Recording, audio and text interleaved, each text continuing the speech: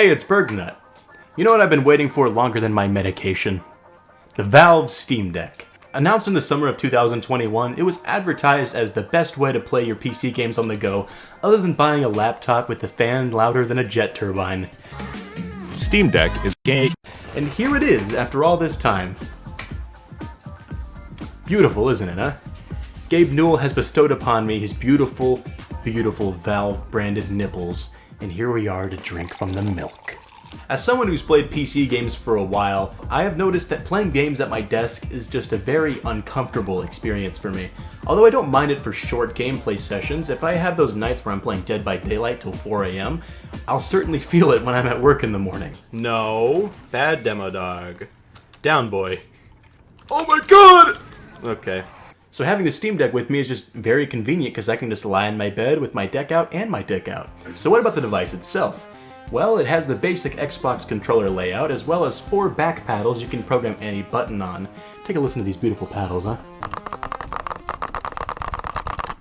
Oh yeah! I usually use them in Elden Ring when I map 2 D-pad buttons on these left back ones to map changing armaments on my left and right hand. It's convenient for those big fights where I want to switch between magic spells and my shield just in case, and without having to move my thumb from the joystick to the D-pad.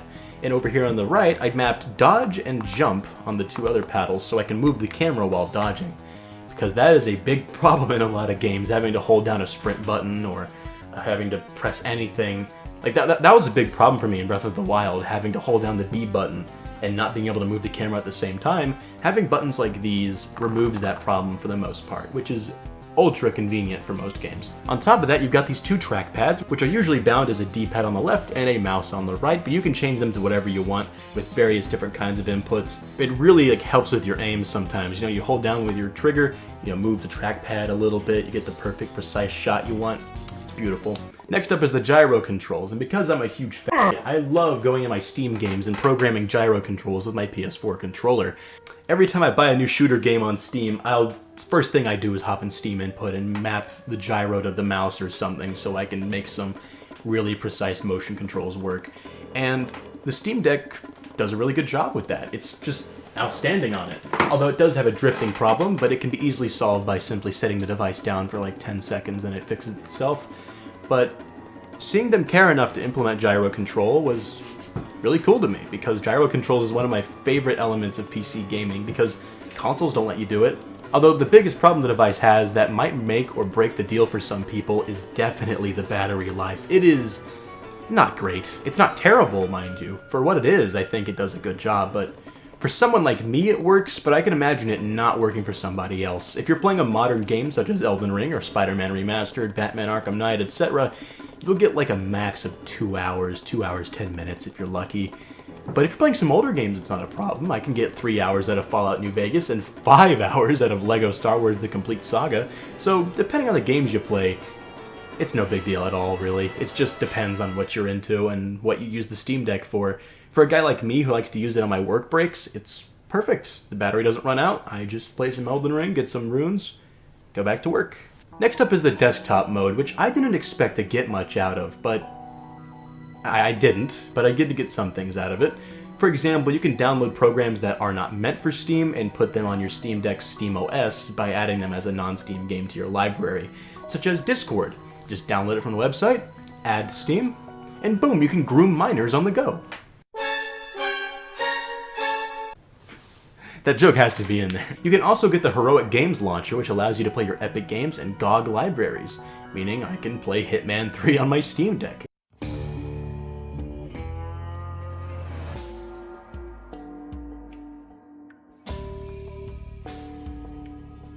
Hey, hate to interrupt the video. This is Dr. Borges. I am officially a doctor, PhD, master's degree, STD, 4K Ultra HD. Every accomplishment a doctor could make, I have completed and done more.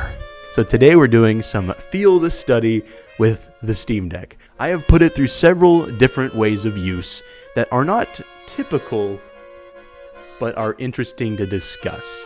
Like, the Steam Deck was not made for the uses I'm going to discuss specifically, but it works really well for them for the most part, okay? Okay. Now, first of all, you may have noticed I'm not in my room right now. And usually, when I make my videos, my mic is connected to my PC. How am I doing this? How am I accomplishing this unnatural, ungodly task? Well, the Steam Deck down there is connected to the official Steam Deck dock. My mic is plugged into the back, which means I can now film in different locations other than my room. Thank God. As a recording device, all you really need to do is just download a Linux version of Audacity and plug in your microphone, and boom, we are going to town down there. It works surprisingly well. All I really have to do is transfer the audio files to Google Drive, and we're kosher. And now I'll be able to record in different locations and not have the audio sound like dog shit. So as an audio recording device, the Steam Deck is absolutely perfect. So, Gabe, I owe you one blowjob. Redeemable at any time. Yeah. Now, the second unusual test I've put the Steam Deck through is using it as if it were a laptop. Because I remember when I first bought this device, several friends of mine, and even my family members were like, why couldn't you just buy a laptop? That's easier. It's probably cheaper. Some of them might even run better than the Steam Deck. But I just really like the form factor of a video game handheld. I'm a big fan of the Nintendo Switch, so I got this. But now that I have it and the dock and various other attachments, I thought to myself, how can I use this like a laptop? All you really gotta do is set it up on the dock, plug in your keyboard and mouse, and that's all you gotta do. As someone who is enrolled in online college, it's kind of a godsend for a guy like me, because I can just sit down here and do my assignments instead of my crusty, dusty old room. It makes it a lot more relaxing. Now, my third use, and the final use I have used out of the Steam Deck, is the funniest one, and then if you follow me on Twitter, you've probably seen this already, because it got like 30-something likes, which is, for a small fella like me, that's numbers. That's numbers, bro. Using an HDMI to AV adapter, I've plugged in my Steam Deck into a CRT television.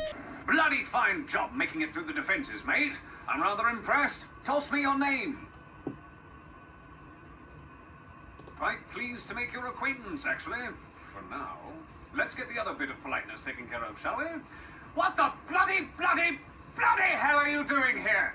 And the results are not terrible, but not great either. Part of it may be because of the weird brand of CRT monitor I have, and the other might be because the Steam Deck might not be specifically tailored to run on one. But Gabe Newell, fix that, please. You'll never get Half-Life 3. But I did find that it works pretty well as like a streaming device. If you want to watch YouTube on your TV, or if you don't have any of those like Fire Sticks, Rokus, your what have yous. I did use it to watch the Weird Al Yankovic movie with my family because we couldn't watch it on the Fire Stick, so I just brought my Steam Deck downstairs, plugged it in, and we watched the movie, and it worked just fine. So I think the Steam Deck overall has some great uses outside of just gaming. That is the point I was trying to make. It has so many uses that I couldn't just leave the video as is, because the original video was just going to be me sitting there talking about the gaming capabilities of this device, but in reality there's so much more to it than that I had to talk about, and I almost just knocked the thing over by yanking on this wire on accident. Please forgive me, Gabe Newell, I love you. Now the question might be raised, how does the Steam Deck compare to the Nintendo Switch? I say they're kind of in completely different ballparks, if you ask me. Nintendo, you get the Switch for the great exclusive games, and maybe for some indie games on the side. But on the Steam Deck, you're going to want to use it to play your more modern, intensive games. You know, like Elden Ring, Spider-Man, Fallout, Amorous.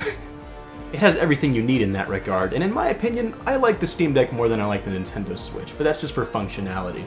I think whichever one you like really comes up to taste, but please don't get in stupid, pointless debates over it on Twitter, please. Who cares? With that being said, this has been Burgnut. Listen to the Homie Chat podcast, even though we don't make those very often. Check out my other work, and go Gabe a Newell. Sounds about right.